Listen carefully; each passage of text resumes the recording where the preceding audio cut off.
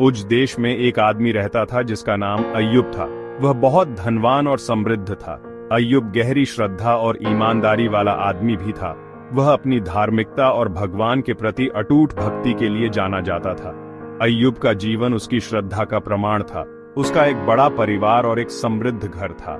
अय्यूब हर तरह से धन्य था, लेकिन अय्यूब की श्रद्धा की परीक्षा होने वाली थी।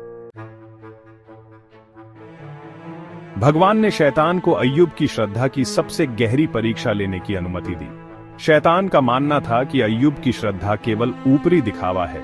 उसने दावा किया कि अय्यूब केवल मिले हुए आशीर्वादों के कारण ही भगवान की सेवा करता है। शैतान ने भगवान को चुनौती दी, ये कहते हुए कि अगर अय्यूब सब कुछ खो देता है तो वह निश्चित रूप से भगवान को कोसेगा। भगवान ने अय्यूब की अटूट श्रद्धा पर भरोसा करते हुए शैतान को उसकी परीक्षा लेने की अनुमति दी। हालांकि भगवान ने सीमाएं निर्धारित की। शैतान अय्यूब की जान नहीं ले सकता था। श्रद्धा की गहरी परीक्षा का मंच तैयार था। अय्यूब का जीवन नाटकीय रूप से बदलने वाला था। उसे अकल्पनीय दुख और हानि का सामना करना पड़ेगा। शैतान ने अपनी योजना को अमल में लाने में देर नहीं की। उसने अय्यूब के जीवन के मूल पर ही प्रहार किया। एक ही दिन में अय्यूब को अकल्पनीय त्रासदी की खबर मिली। उसका धन, उसकी आजीविका, सब कुछ चला गया। उसके पशु, उसके नौकर सब मर गए। अय्यूब की दुनिया उसके चारों ओर बिखर रही थी, लेकिन सबसे बुरा अभी आना बाकी था।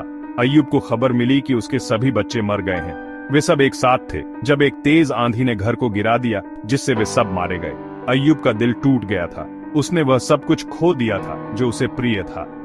अय्यूब ने अपने कपड़े फाड़ दिए और शोक में अपना सिर मुंडवा लिया। वह जमीन पर गिर पड़ा और भगवान की पूजा की। मैं अपनी मां के गर्भ से नंगा आया था और नंगा ही चला जाऊंगा। प्रभु ने दिया और प्रभु ने ले लिया। प्रभु का नाम धन्य है। इन सब बातों के दौरान अय्यूब ने भगवान को दोष देकर पाप नहीं किया। अय्यूब की श्रद्धा हालांकि डगमगा गई थी, टूटी नहीं थी। उसका कष्ट अभी शुरू ही हुआ था। अकल्पनीय क्षति और दर्द के बावजूद अय्यूब का भगवान में विश्वास मजबूत बना रहा। उसने भगवान को कोसने से इनकार कर दिया, जैसा कि शैतान ने भविष्यवाणी की थी। अय्यूब की श्रद्धा केवल आशीर्वादों से कहीं अधिक गहरी चीज में निहित थी। वह समझता था कि भगवान के तरीके हमारे तरीकों से ऊंचे हैं। अय्यूब का कष्ट और बढ़ गया। उसके पूरे शरीर में दर्दनाक फोड़े हो गए। उसका दर्द इतना तीव्र था कि उसने खुद को टूटे हुए मिट्टी के बर्तन के टुकड़े से खुजलाया। अय्यूब की शारीरिक और भावनात्मक पीड़ा असहनीय थी। फिर भी उसने भगवान से मुंह मोड़ने से इनकार कर दिया। अय्यूब के दोस्त और परिवार उसकी हालत से भयभीत थे। वे समझ नहीं पा रहे थे कि अय्यूब जैसे धर्मी व्यक्ति पर ऐसा दुख क्यों आया। अय्यूब की पत्नी ने अपने दुहक और निराशा में उससे भगवान को कोसने और मरने का आग्रह किया। उसने इतने दर्द और दुख में जीने का कोई मतलब नहीं देखा, लेकिन अय्यूब ने भगवान का साथ छोड़ने से इनकार कर दिया। वह जानता था कि दुख के बीच भी भगवान अभी भी नियंत्रण में है। अकल्पनीय विपत्ति के सामने अय्यूब की अटूट श्रद्धा भगवान में विश्वास की शक्ति का प्रमाण है। अय्यूब की पत्नी दुख से अभिभूत होकर उससे चिल्लाई, क्या तू अब भी अपनी खराई पर अड़ा है? भगवान को कोस और मर जा। उसके शब्दों ने उसके दर्द और निराशा की गहराई को दर्शाया। उसने इस तरह के कष्ट को सहने में कोई उद्देश्य नहीं देखा। अय्यूब ने अपनी पत्नी की पीड़ा के प्रति दयालु होते हुए धीरे से उसे फटकार लगाई, तू एक मूर्ख स्त्री की तरह बातें कर रही है। क्या हम परमेश्वर से अच्छा तो ग्रहण करें और बुरा ना ग्रहण करें? वह समझ गया कि जीवन में सुख और दुख दोनों शामिल हैं। अय्यूब ने अपने दुख को भगवान की अच्छाई में अपने विश्वास को डगमगाने नहीं दिया। अय्यूब की दुर्दशा की खबर उसके 3 दोस्तों एलीपज, बिल्दद और सोपर तक पहुंची। वे उसे दिलासा देने आए। 7 दिन और रात उसके साथ मौन में बैठे रहे।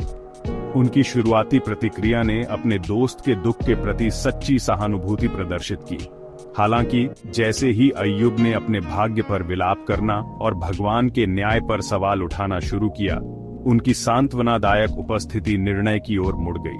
उनका मानना था कि अय्यूब का दुख किसी छिपे हुए पाप का परिणाम होना चाहिए। उसे सांत्वना देने के उनके प्रयास भगवान के न्याय के बारे में उनकी अपनी समझ में उलझ गए। अय्यूब के दोस्त यह मानकर कि उसका दुख छिपे हुए पाप से उपजा है, अपनी सलाह देने लगे। सबसे बड़े एलीपज ने पहले बात की। उसने तर्क दिया कि भगवान न्यायी है और निर्दोषों को कष्ट नहीं होने देता। उसने संकेत दिया कि अय्यूब ने इस तरह की सजा पाने के लिए कोई गंभीर पाप किया होगा। बिल्दद ने एलीपज की भावनाओं को प्रतिध्वनित किया। उसने तर्क दिया कि भगवान धर्मी है और कभी भी धर्मियों को अन्यायपूर्ण दंड नहीं देगा। उसने अय्यूब से पश्चाताप करने और भगवान की क्षमा मांगने का आग्रह किया, यह सुझाव देते हुए कि यदि वह ऐसा करता है तो उसका कष्ट समाप्त हो जाएगा। सबसे छोटा सोपर सबसे कठोर था। उसने अय्यूब पर पाखंड का आरोप लगाया, यह दावा करते हुए कि उसकी बाहरी धार्मिकता आंतरिक पाप को छुपाती है। उसने मांग की कि अय्यूब अपने अपराधों को स्वीकार करे और भगवान के सामने खुद को नम्र करे। अय्यूब ने अपने दोस्तों की सलाह धैर्यपूर्वक सुनी, लेकिन उसने उनके आरोपों को पूरी तरह से खारिज कर दिया। उसने अपनी बेगुनाही बनाए रखी, ये घोषणा करते हुए कि उसने भगवान के खिलाफ पाप नहीं किया है। अय्यूब ने तर्क किया कि उसका कष्ट अन्यायपूर्ण था और भगवान ने उसे बिना कारण परीक्षा में डालने दिया था। उनका संवाद जारी रहा। प्रत्येक मित्र भगवान के न्याय में अपने विश्वास को दोहराता रहा और अय्यूब से पश्चाताप करने का आग्रह करता रहा। हालांकि उनके शब्दों ने दिलासा देने के बजाय केवल अय्यूब की पीड़ा को और गहरा कर दिया। उसके दुख का कारण पाप बताने पर उनके आग्रह ने उनके बीच खाई पैदा कर दी। अय्यूब और उसके दोस्तों के बीच बातचीत एक गतिरोध पर पहुंच गई। अय्यूब उनके आरोपों से थका हुआ और अपने दुख को समझने में असमर्थ उत्तर के लिए भगवान को पुकारा। वह चाहता था कि भगवान अपनी चुप्पी तोड़ें और उसके दर्द का कारण बताएं, और भगवान ने उत्तर दिया, कोमल फुसफुसाहट से नहीं बल्कि गरजती आवाज से, एक बवंडर के बीच से। भगवान के शब्द कोई स्पष्टीकरण नहीं बल्कि प्रश्नों की एक श्रृंखला थी, जो ब्रह्मांड के बारे में अय्यूब की सीमित समझ और उसमें उसके स्थान को चुनौती दे रहे थे। जब मैं पृथ्वी की नींव रख रहा था तब तुम कहां थे? भगवान गरजे, क्या तूने कभी सुबह को आज्ञा दी है या भोर को उसकी जगह दिखाई है? भगवान के प्रश्नों ने उसकी रचना की विशालता और तुलना में अय्यूब के दुख के महत्व को उजागर किया। भगवान ने बेहेमोथ और लेविथान के बारे में बात की, जो अपार शक्ति और वैभव के जीव थे, जो सारी सृष्टि पर अपना नियंत्रण प्रदर्शित करते थे। उन्होंने अय्यूब को याद दिलाया कि मानवीय ज्ञान दिव्य ज्ञान की तुलना में फीका है। भगवान ने सीधे अय्यूब के दुख के प्रश्न को संबोधित नहीं किया। इसके बजाय उसने अपनी सर्वोच्च शक्ति और अनंत ज्ञान का खुलासा किया। अय्यूब को स्पष्टीकरण की कमी के बावजूद अपनी अच्छाई पर भरोसा करने के लिए आमंत्रित किया। भगवान के शब्द, हालांकि अय्यूब ने जो उत्तर मांगे थे वे नहीं थे, उनका उस पर गहरा प्रभाव पड़ा। भगवान की महानता और अपनी सीमाओं के एहसास ने अय्यूब को नम्र कर दिया। उसने अपने दुख का स्पष्टीकरण मांगने के अहंकार को पहचान लिया। मैं जानता हूं कि तू सब कुछ कर सकता है, तेरा कोई उद्देश्य विफल नहीं हो सकता। अय्यूब ने स्वीकार किया। उसने भगवान की संप्रभुता और अपनी स्वयं की अक्षमता को स्वीकार किया कि वह ईश्वरीय योजना की जटिलताओं को समझ सके। अय्यूब ने अपने आत्म धार्मिकता, अपने दुख के कारणों को समझने के अपने आग्रह का पश्चाताप किया। उसने महसूस किया कि सच्चा विश्वास भगवान पर भरोसा करने में है, तब भी जब उसके तरीके अथाह लगते हैं। मेरे कानों ने तेरे बारे में सुना था, पर अब मेरी आंखों ने तुझे देख लिया है, अय्यूब ने घोषणा की। उसने भगवान का सामना किया था, स्पष्टीकरण के माध्यम से नहीं, बल्कि उसकी शक्ति और वैभव के विस्मयकारी रहस्योद्घाटन के माध्यम से। इस मुलाकात ने अय्यूब के दृष्टिकोण को बदल दिया, जिससे उसे विश्वास और समर्पण की गहरी समझ मिली। अय्यूब के पश्चाताप ने उसकी परीक्षा में एक महत्वपूर्ण मोड़ ला दिया। भगवान की संप्रभुता और अपनी सीमाओं को स्वीकार करने के बाद अय्यूब ने भगवान की दया और पुनर्स्थापना का अनुभव किया।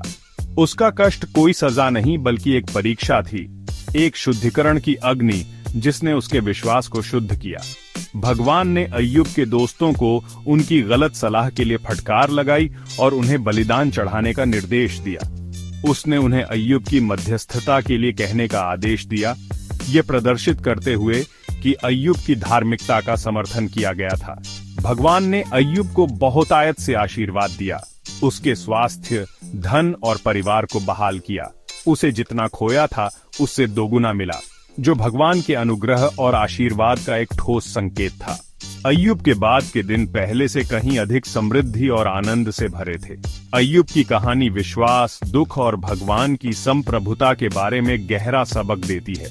यह हमें सिखाती है कि दुख मानव अस्तित्व का एक अनिवार्य हिस्सा है, लेकिन यह भगवान की अच्छाई या हमारे लिए उनके प्यार को नकारता नहीं है।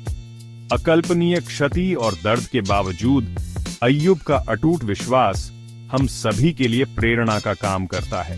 यह हमें याद दिलाता है कि सच्चा विश्वास परीक्षाओं के माध्यम से बना रहता है, और यह कि भगवान हमारे साथ सबसे अंधेरे समय में भी है।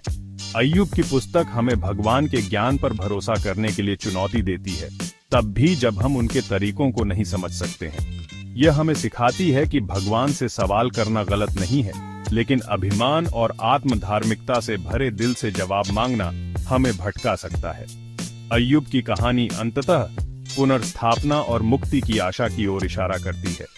यह हमें याद दिलाती है कि भगवान दयालु और करुणामय है, और वह राख से सुंदरता ला सकते हैं। दुख के बीच भी हम इस आशा पर टिके रह सकते हैं कि भगवान हमारे भले के लिए सब कुछ एक साथ काम कर रहे हैं।